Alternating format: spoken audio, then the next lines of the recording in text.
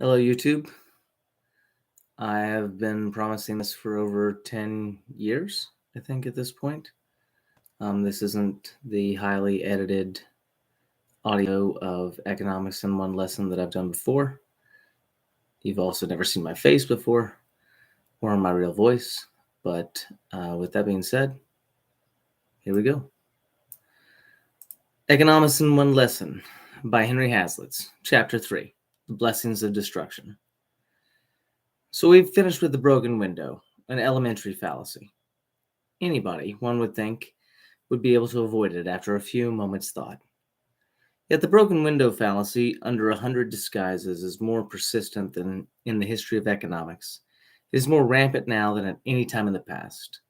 It is solemnly reaffirmed every day by great captains of industry, by chambers of commerce, by labor union leaders, by editorial writers and newspaper columnists and radio commentators, writers and newspaper columnists.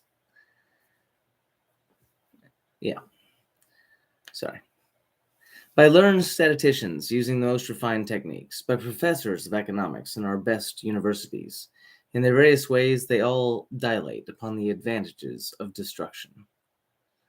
I'll just pause for a second and just let you know that I've always just sort of cold read these before, as I'm doing right now. I missed my spot earlier, but don't worry about it. You'll still get the point.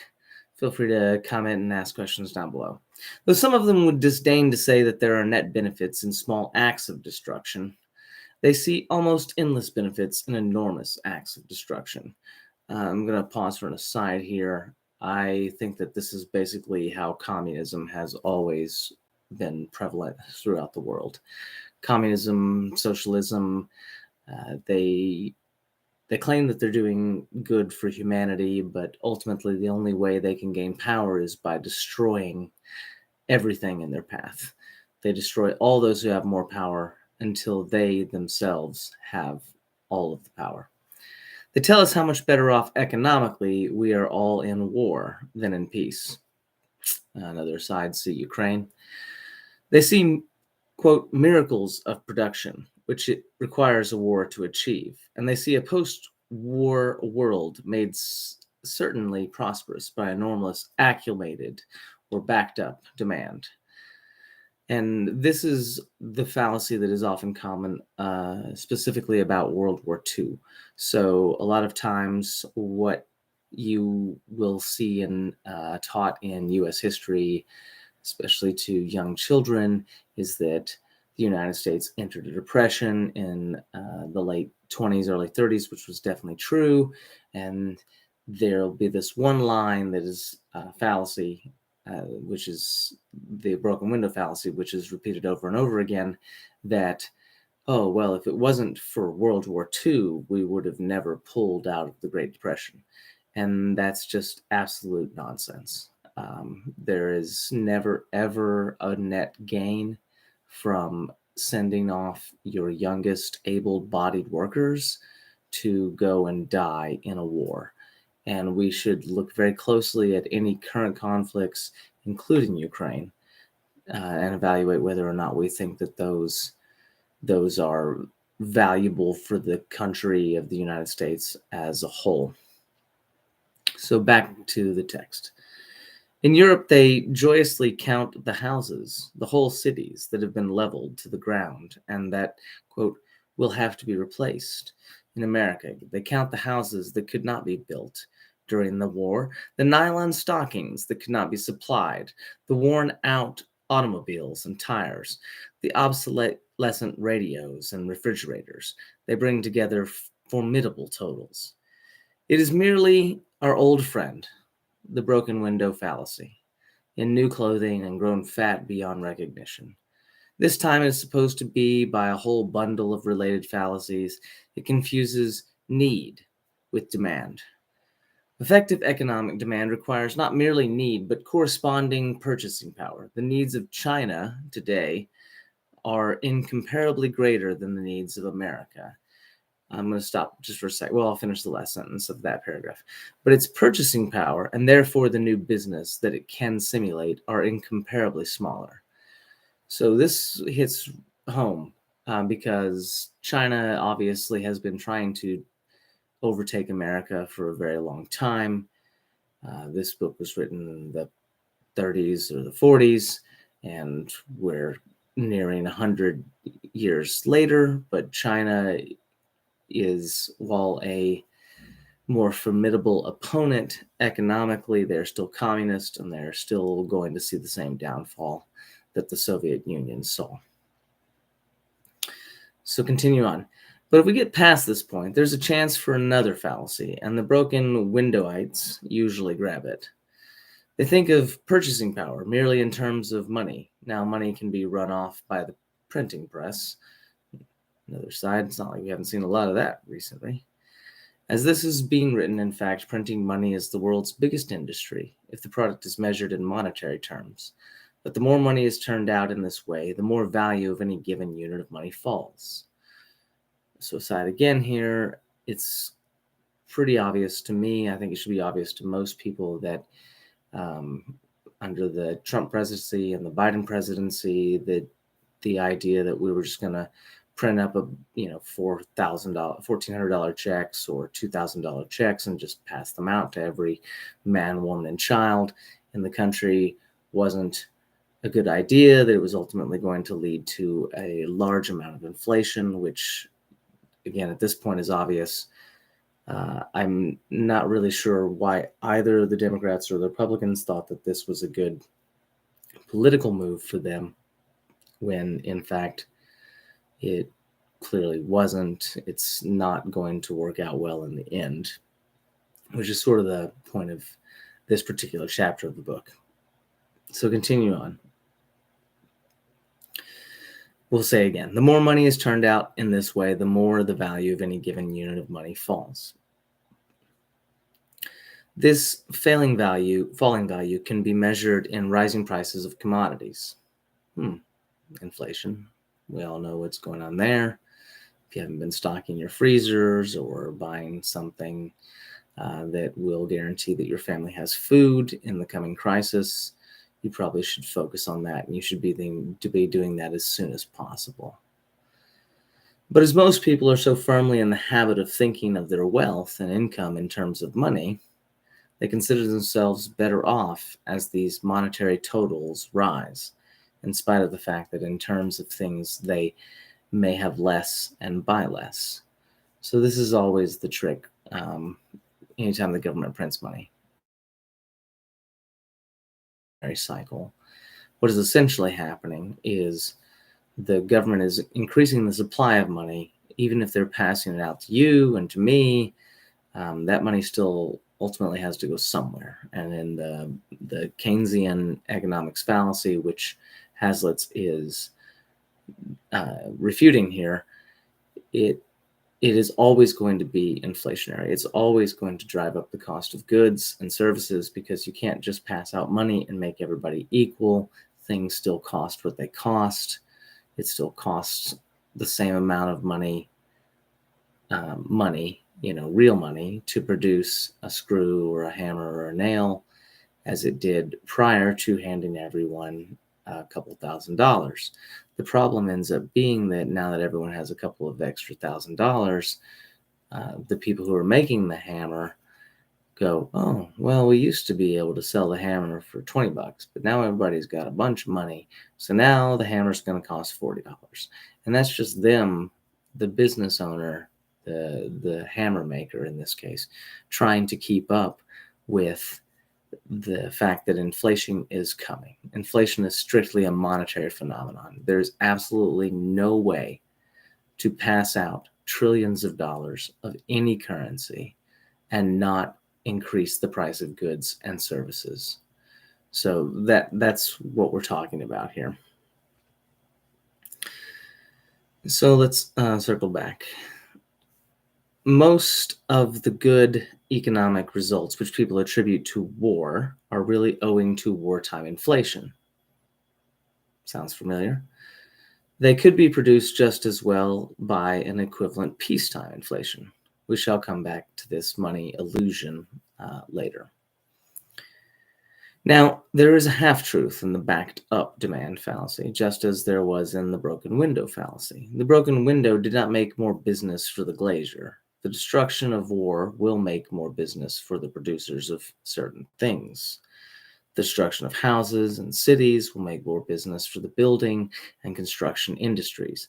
The inability to produce automobiles and radios, refrigerators during the war will bring about a cumulative post-war demand for those particular products. Note that Hazlitt here emphasizes those particular products. So anytime that there is a war, whether that be the war on drugs or the war in Russia and Ukraine, um, the first or second World War, of course, that drives up demand for certain things: bombs, ammunition, guns, um, eventually nuclear weapons. So, but the question that you should be asking yourself is it good to drive up the demand for those things? Or, as Eisenhower warned us, is there actually a military industrial complex that is essentially in control of the United States government policy, and the main reason that we saw all of these billions of dollars being thrown at Ukraine, and before Ukraine, it was Afghanistan, it was Iraq, it was Syria, it was Yemen. So we can make bombs all day long. America, as a country, we're very, very good at making weapons, bombs, whatever it may be. But if there is no market to buy those things because we remain in a perpetual state of peace, then all of those things essentially become waste. They just become inventory that's sitting on the shelf. So what I need you all to realize is that whatever you've been told by the US mainstream media, the United Kingdom, the Russian propaganda outlets, they're all propaganda. It's not one country that's responsible for the continuing of the war in Ukraine. I'm not trying to blame the Ukrainian people. I completely understand that for the most part, it looked like it was an unprovoked attack from the Russian side. But if you were in the news bubble for the Russian side, on Vladimir Putin's side, and you were receiving the same set of information that those people are receiving, what you're really being told is that there's Nazis trying to take over Ukraine, and we can't let the Nazis have it and all that. Now, those in America are like, well, wait a minute, isn't that what they're also kind of saying about the Republicans? Yes, exactly. And there is a lot more incentive to continue perpetual war than there is to continue perpetual peace. All right, so let's get back to the text then. To most people, this will seem like an increase in total demand, as it may well be in terms of dollars of lower purchasing power. I'm going to pause after that sentence as well. So what do you mean, what Hazlitt is talking about in terms of lower purchasing power is if you have $100 and I'm going to make this really simple. So all the dollars in existence, the US dollars, our currency, my currency, not necessarily your currency. You may be watching this from a different country. But if you own 100 of $1,000, and that's it, there can't be more than $1,000, and you have 100 of them, then you have 1/10 of all the purchasing power for the entire country. Now, you scale that up, you get to a Bezos or Zuckerberg or Musk sort of character. They still don't approach. They don't even get close. With all of their billions or close to a trillion or whatever that they have, they don't even come close to having 1/10 of the actual purchasing power of the US dollar. But what the US government and the Federal Reserve specifically does is they just increase that number. It's just something in a database. They don't even have to necessarily print it anymore. they will just start adding zeros on the end and be like, oh yeah, well, we're passing it out fairly. Everybody's getting more. Well, if you woke up tomorrow and in your bank account was an extra $10,000, you would probably be like, oh my gosh, what happened? But wait a minute, I got 10,000 extra dollars. I better run out and spend all this before the bank figures out the mistake that made. In this case, the mistake was actually made by the US government by printing a bunch more money and then passing it out to everybody. Now, it was a little bit more known at the time that, hey, everybody's getting these checks and everything, but the end result's not going to be different. Ultimately, the end result of such a policy is that it's going to drive prices up. We've already seen that. It's not like it takes a genius to understand that's what's going to happen. And so that's the point that we're at right now. I would say personally, I think the war in Ukraine is a lot more of a distraction from our own disastrous economic policies. But I'm not saying that it's not necessarily a war that Ukraine should be fighting, but I am saying that I don't think it's a war that the United States should be funding, because ultimately that is going to lead to is something a lot worse, more countries pulled into the same conflict, and more inflation. Anytime that we take our money and we pass it out to anybody, whether that's the armies of Ukraine or the people of the United States, we are going to see inflation. We're going to see lots of it, and it's not done. We're no close to where we're going to be. It's going to get a lot more painful. Like I said before, figure out how to stockpile food and ways to protect your food. All right, back to the text. Well, what really takes place is a diversion of demand to those particular products from others. The people of Europe will build more new houses than otherwise because they must. But when they build more houses, they will have just that much less manpower and productive capacity left over for everything else. I wanna pause again here, because the manpower thing is extremely understated in his argument.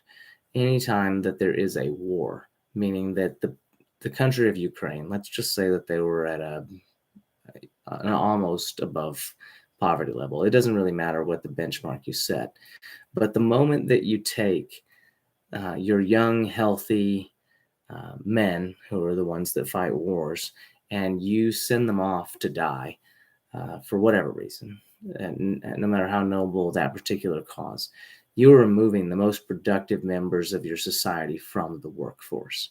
You are literally killing your economy while also killing young men. Now, maybe you get the people to think that's justified, and maybe there is some sort of real, actual threat that needs to be stopped. But for the most part, war is never a net gain, which is Hazlitt's point in this chapter. That no, the Great Depression, the World War II did not pull the United States out of the Great Depression.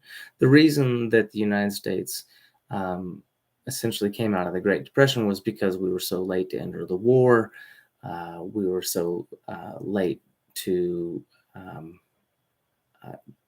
send our men to fight, that a lot less of them died, and the numbers are not even close. It's like, in terms of the number of Russian people, the number of Chinese people, the number of Japanese people that died during World War II is astronomical in comparison to the United States. So let's keep going. When they buy houses, they will have just that much less purchasing power for everything else. Wherever business is increased in one direction, it must, except insofar as productive energies may be generally stimulated by a sense of want and urgency, be correspondingly reduced in another. That was a lot of words. But what Hazlitt means here is that there are ways for the government to sort of push a particular thing, shift a particular focus.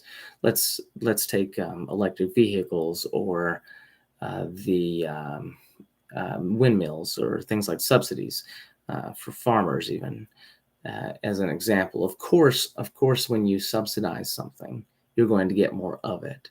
But the question from the economic side of things, and from what we should be looking at to determine what our actual goal is, shouldn't be how much money can we throw at a particular industry, because the government never knows if they're throwing the right amount of money at a particular industry. All right, so the war, in short, will change the post-war direction of effort. It will change the balance of industries. It will change the structure of industry, and this, in time, will also have its consequences. It's kind of what I just said. There will be another distribution of demand when accumulated needs for houses and other durable goods have been made up. Then these temporarily favored industries will relatively have to shrink again to allow other industries filling other needs to grow.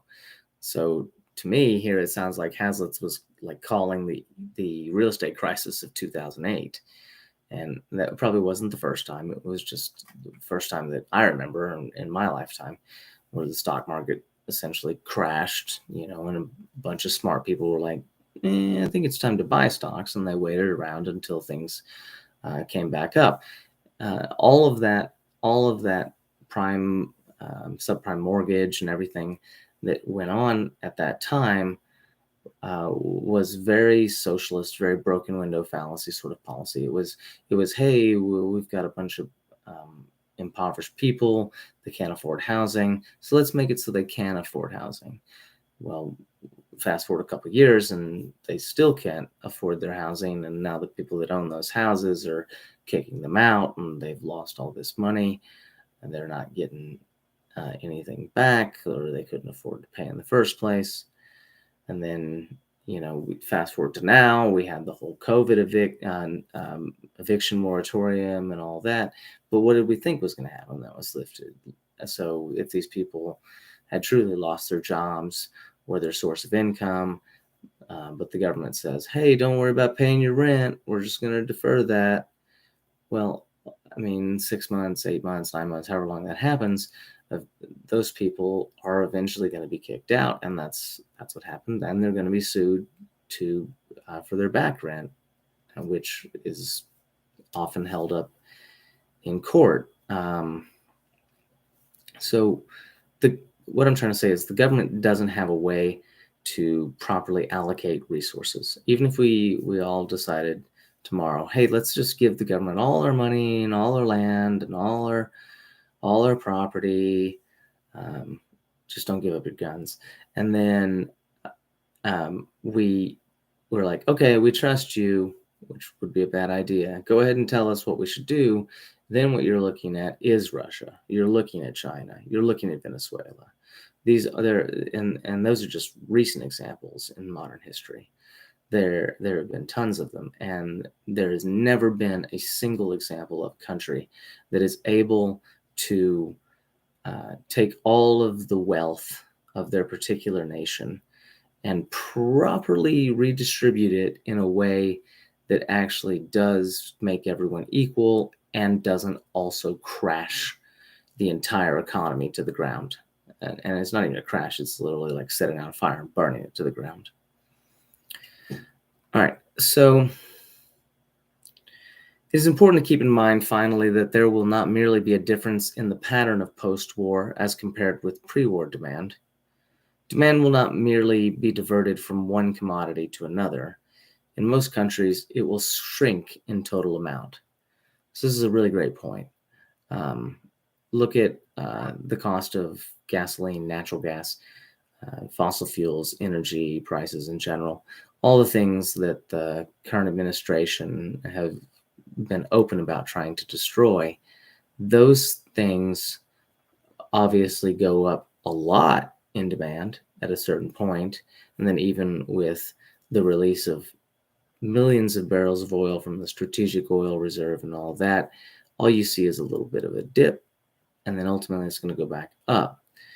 It's because all the demand got shifted to those effective things, those effective fuel sources. And then obviously people eventually prices get so high that you reach a point that people are not able to afford certain things, which drives the prices back down. But as the price of gas or same amount of money still remains within the money supply, that we still passed out the same amount of money. So the money's going to go somewhere, because prices on everything else are also rising. So whether that's people buy more meat to put in their freezer, or more ramen noodles or whatever. I mean, even just something as simple as the price of a cup of ramen noodles, it has probably tripled in the last 2 years.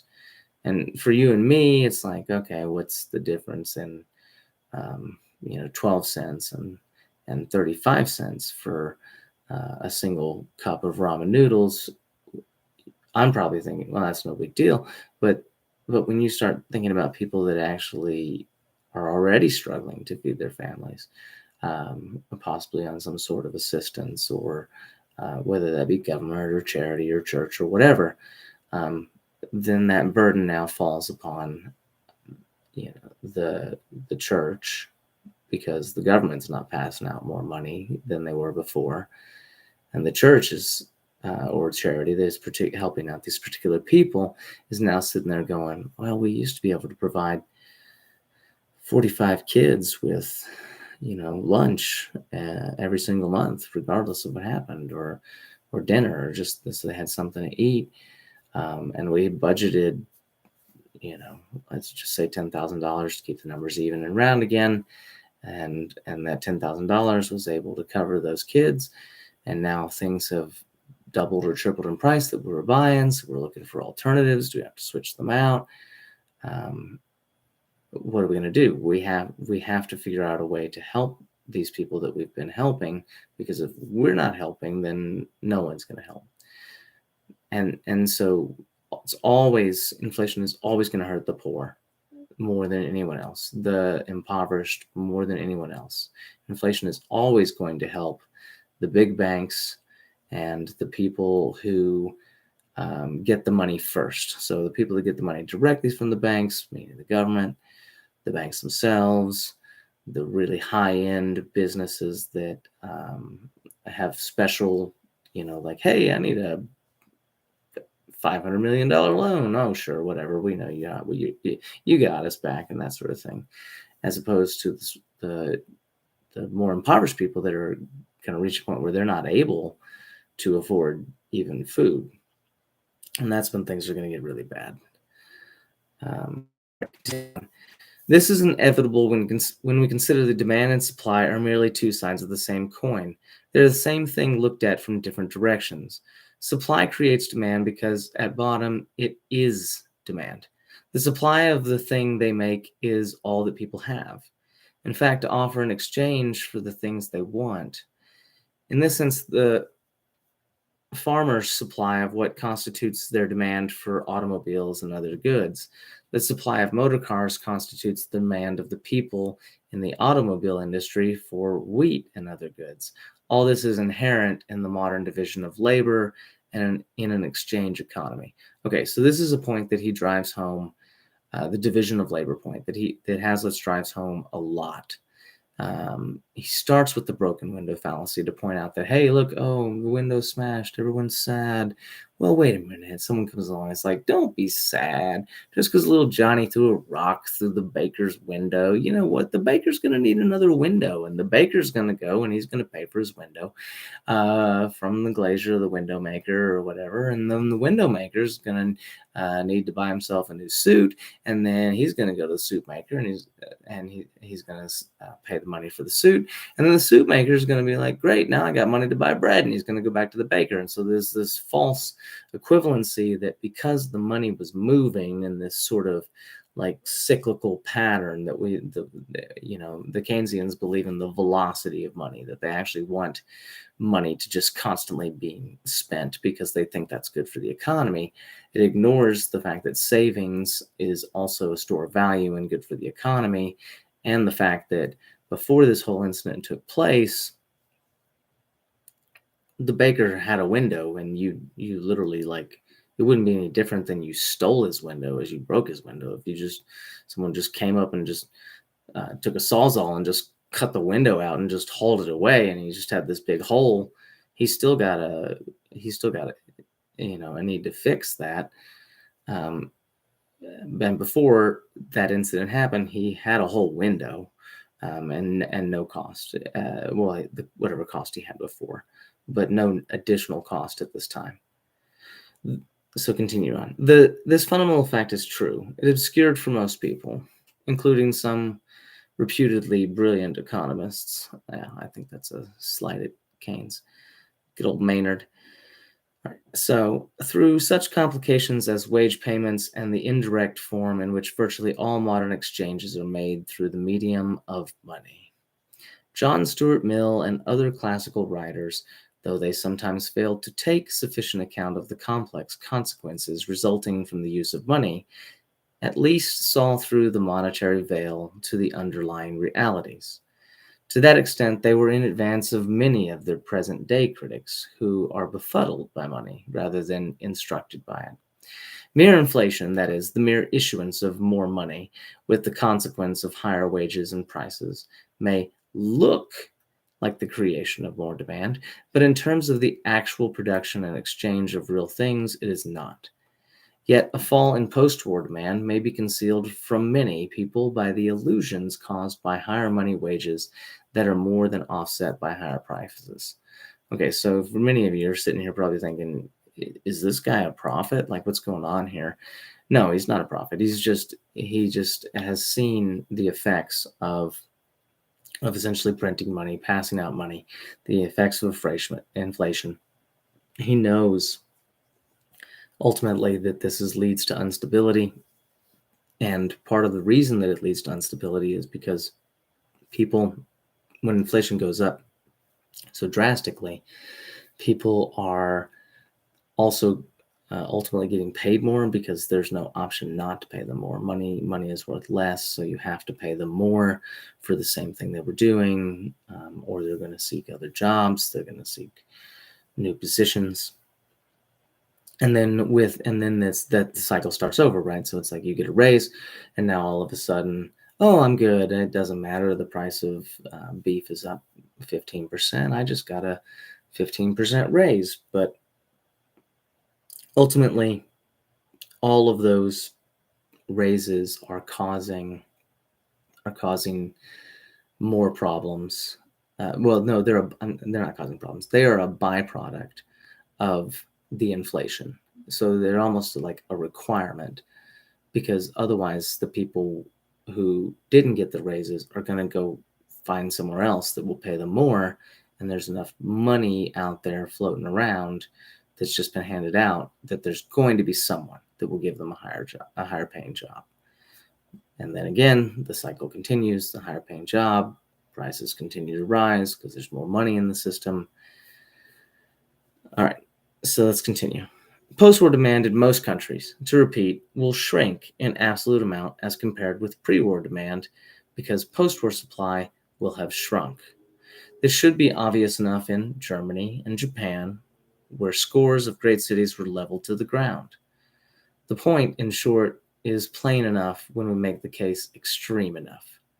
If England, instead of being hurt only to the extent she was by her participation in the war, had all her great cities destroyed, all her factories destroyed, and almost all her accumulated capital and consumer goods destroyed, so that her people had been reduced to the economic level of the Chinese.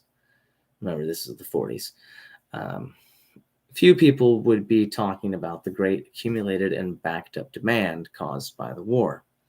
It would be obvious that buying power had been wiped out to the same extent that productive power had been wiped out. A runaway monetary inflation, lifting prices 1,000-fold, might nonetheless make the national income figures in monetary terms higher than before the war. But those who would be deceived by that into imagining themselves richer than before the war would be beyond the reach of rational argument.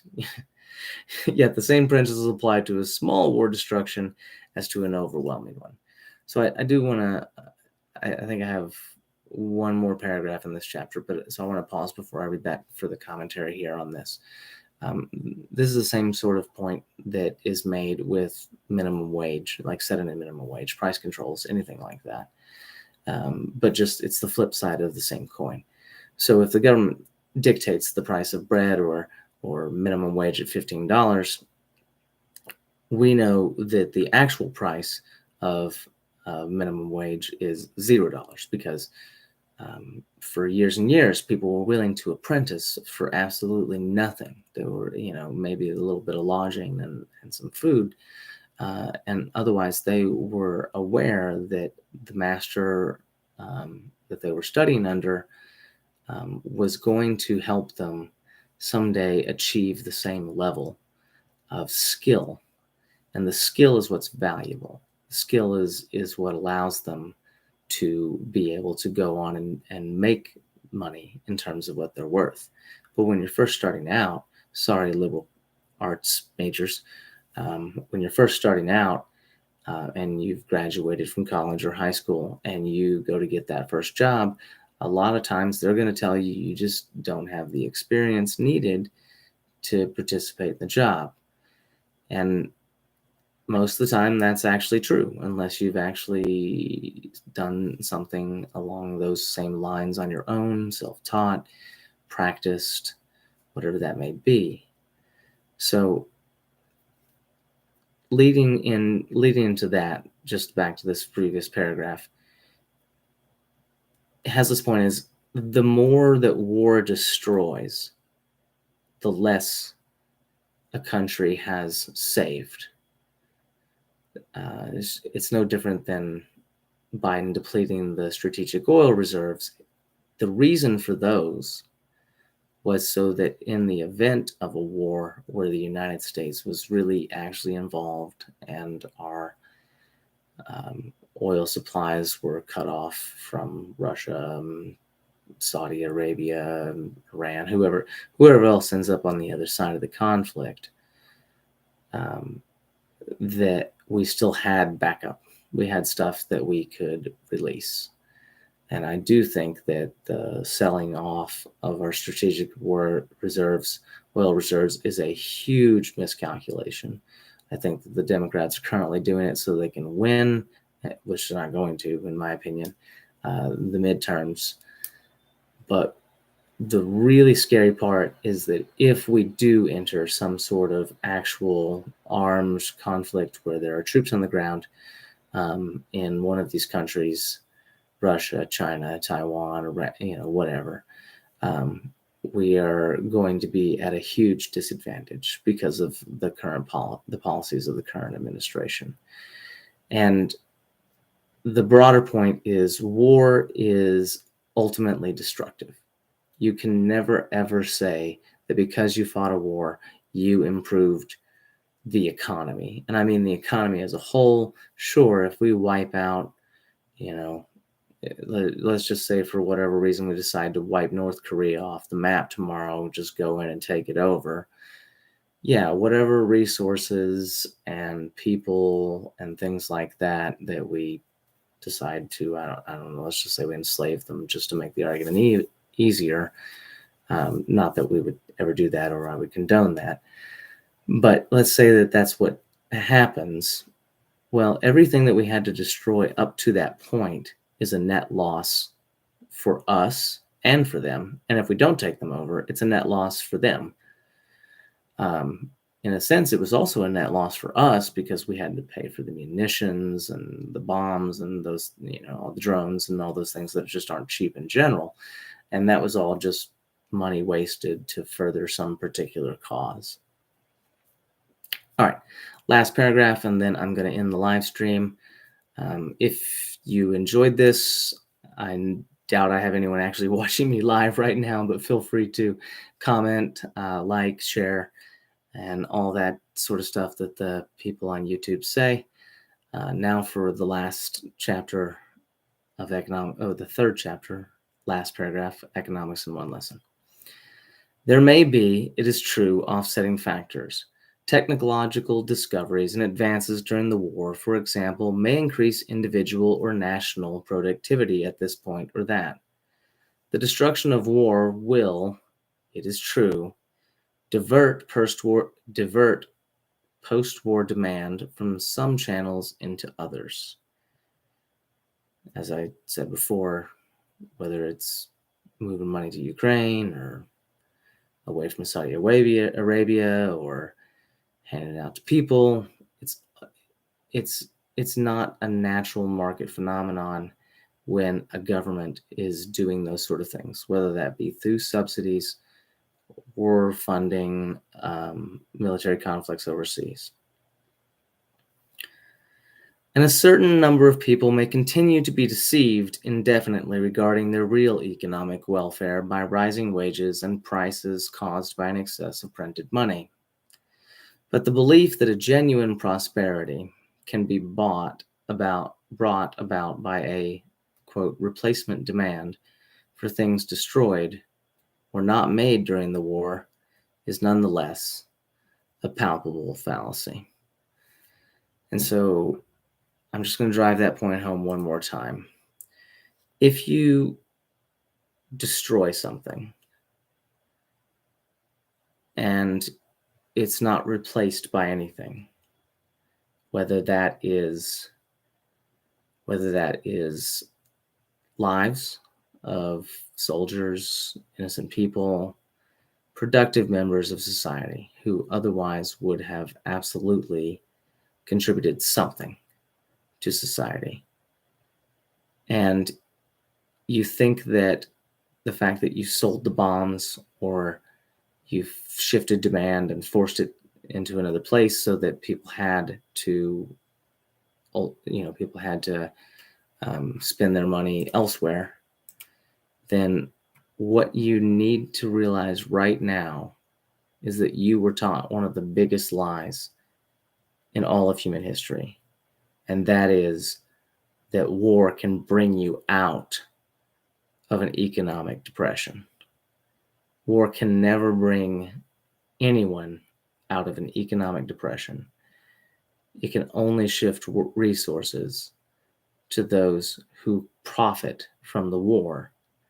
And if those people weren't profiting from the war, then people would have been profiting from things that should actually be considered profitable.